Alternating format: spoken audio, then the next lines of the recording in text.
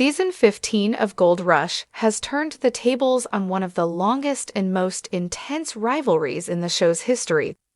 This year, the Klondike has proven to be as unpredictable as ever, testing the grit, leadership, and ingenuity of its two biggest stars, Parker Schnabel and Tony Beets.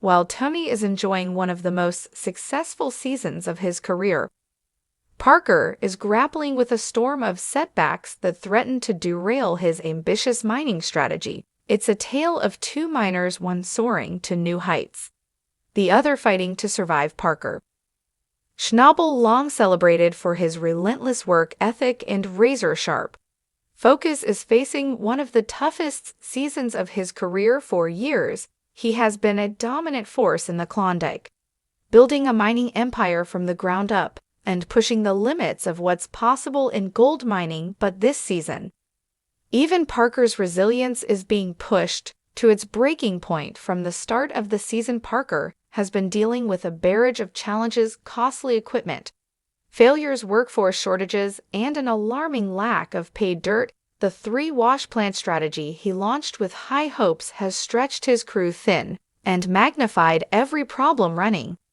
three plants simultaneously should have given him a competitive edge, but instead, it's exposed vulnerabilities in both his planning and execution. One of the most devastating blows came when one of his key mining sites was forced to shut down due to unexpected complications. Every hour of downtime means lost gold and mounting expenses. With limited time left in the season, Parker is racing against the clock to restart operations, restore morale, and find enough pay dirt to turn things around. Perhaps the most daunting obstacle isn't mechanical, it's human. Crew morale is low, and the relentless pace combined with underwhelming gold recovery has led to tension and doubt among Parker's team. His leadership is being tested in ways it never has before. Can he rally his team and keep them motivated long enough to stage a comeback? Adding to the pressure is the harsh reality that some of Parker's new mining cuts haven't panned out in past seasons. Parker had a knack for identifying rich, high-yield ground, but this year many of his gambles have yielded little return, forcing him to dig deeper both literally and financially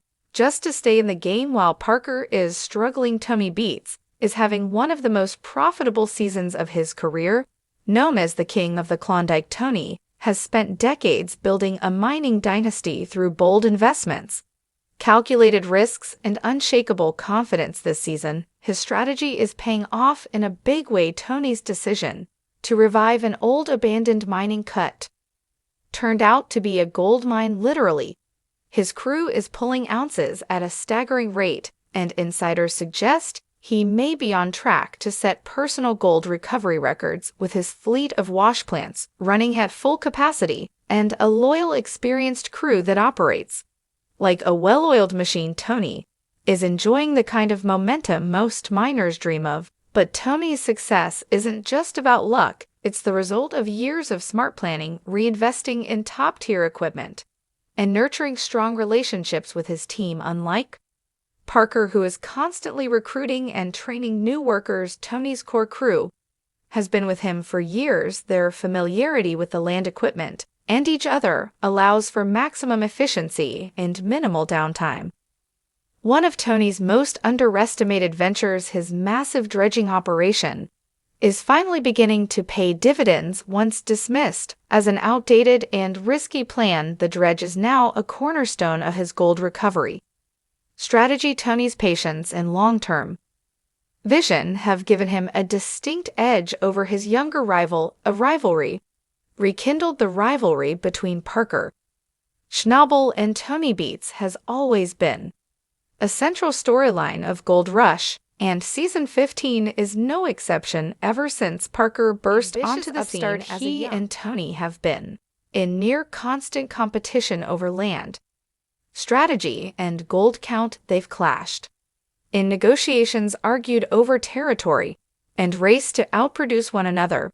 But what sets this season apart is how dramatically the roles have reversed. In previous seasons, Parker was often ahead, his modern methods and aggressive tactics giving him the edge. Now Tony is in the driver's seat, leading in gold count and operating with unmatched efficiency. The dynamic between the two has never been more compelling, and the stakes have never been higher. Despite the tension, there's a mutual respect between the two men. Both understand the brutal realities of gold mining, and both have earned their place at the top through hard work, risk-taking, and relentless perseverance. If there's one thing fans know about Parker Schnabel, it's that he doesn't back down from a challenge with millions of dollars on the line and his reputation as a top-tier miner in jeopardy. Parker must dig deep, figuratively and literally, to turn this season around. His best hope lies in his proven ability to adapt. Over the years, Parker has shown time and again that he's a problem solver who thrives under pressure, whether it's sourcing new equipment, negotiating better land deals, or driving his team harder than ever. Parker excels when his back is against the wall. He's also not afraid to take big risks, an approach that has led to both failures and enormous payoffs in the past.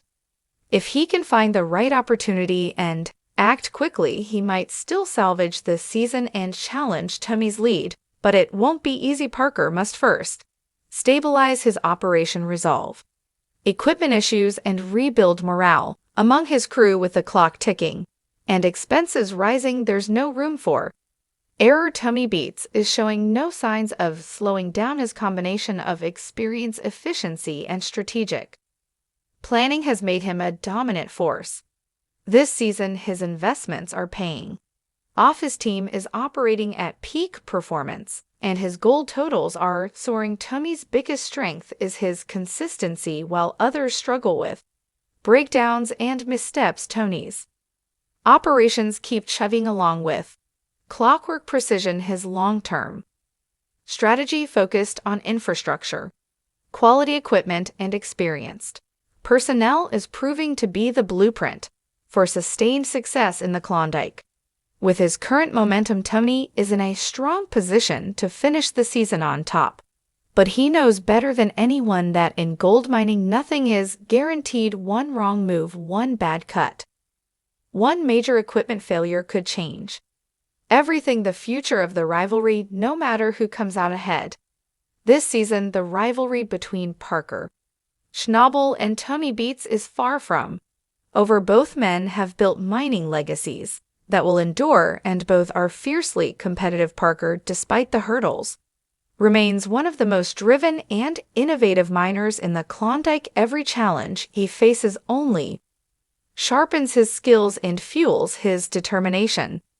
Tony, on the other hand, continues to prove why he's considered one of the greats. His ability to transform underperforming claims into gold-rich sites is nothing short of masterful. Season May 15th be his most dominant performance yet, but he knows Parker is always a threat. One thing is certain when it comes to mining legends: there's no rivalry more intense or more entertaining than Parker Schnabel versus Tony Beets. Stay tuned.